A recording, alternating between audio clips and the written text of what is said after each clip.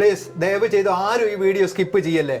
അത്രയൊരു ബുദ്ധിമുട്ടുള്ളത് കൊണ്ടാണ് ഇങ്ങനെ ഒരു വീഡിയോ ആയിട്ട് ഞങ്ങൾ നിങ്ങളെ മുന്നിൽ വന്നത്. ഞങ്ങൾ ഇതുവരെ ഇങ്ങനെ ഒരു വീഡിയോ ചെയ്തിട്ടില്ല. പക്ഷേ ഷിഹാബ് ഖാന്റെ അവസ്ഥ കണ്ടപ്പോൾ ഈ ഒരു വീഡിയോ ചെയ്യാതിരിക്കാനും പറ്റുന്നില്ല. ഷിഹാബ് ഖാൻ ഒരു പ്രവാസിയായിരുന്നു. നമ്മളെപ്പോലെ തന്നെ നല്ലൊരു കുടുംബം, നല്ല സന്തോഷത്തിൽ, നല്ല ആരോഗ്യത്തിൽ ജീവിച്ചൊരു വ്യക്തിയായിരുന്നു. പക്ഷെ ഇപ്പം ഷിഹാബ് ഖാക്ക് എന്താ സംഭവിച്ചതെന്ന് ഷിഹാബ് ഖാൻ നമ്മളോട് പറഞ്ഞു. ഞാൻ ഷിഹാബാണ്. ഞാൻ വളരെ ബുദ്ധിമുട്ടിലുള്ളത്. ഈ ഒരു കണ്ണ് ഇൻഫെക്ഷൻ വന്നെടുത്ത് ഒഴിവാക്കി.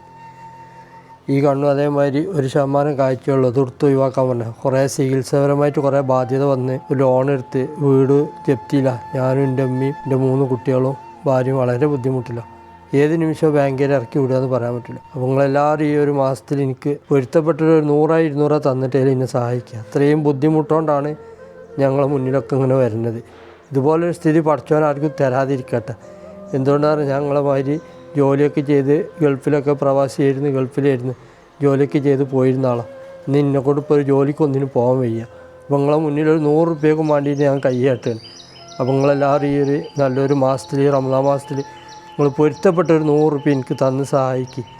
അത്രയ്ക്ക് പറയാനുള്ളൂ. എന്തുകൊണ്ട് പറഞ്ഞാൽ ഇനി എന്നെക്കൊണ്ട് വേറൊരു മാർഗ്ഗങ്ങളും ഇല്ലാത്തതുകൊണ്ട് ലാസ്റ്റാണ് നിങ്ങളെ മുന്നിൽ വന്ന് കൈ നീട്ടുന്നത്. നമ്മൾ പറയില്ലേ, കണ്ണുള്ളപ്പോൾ കണ്ണിൻ്റെ വില അറിയില്ലാന്ന്. അങ്ങനെ അറിയണമെങ്കിൽ ഇങ്ങനത്തെ ഒരു അവസ്ഥ നമുക്ക് വരണം. നമ്മളൊന്നും അറിയണ്ട, നമ്മൾ 1 മിനിറ്റ് കണ്ണൊന്ന് അടച്ചു പിടിച്ച് നിന്ന് നോക്ക്, നമുക്കത് ശരിക്കും മനസ്സിലാവും. അങ്ങനത്തെ ഒരു അവസ്ഥ നമുക്കാർക്കും പടച്ചോൻ വരുത്താതിരിക്കട്ടെ. ഈ റമദാൻ മുൻനിർത്തിക്കൊണ്ട് നിങ്ങളോട് ഞങ്ങൾ അപേക്ഷിക്കുകയാണ്.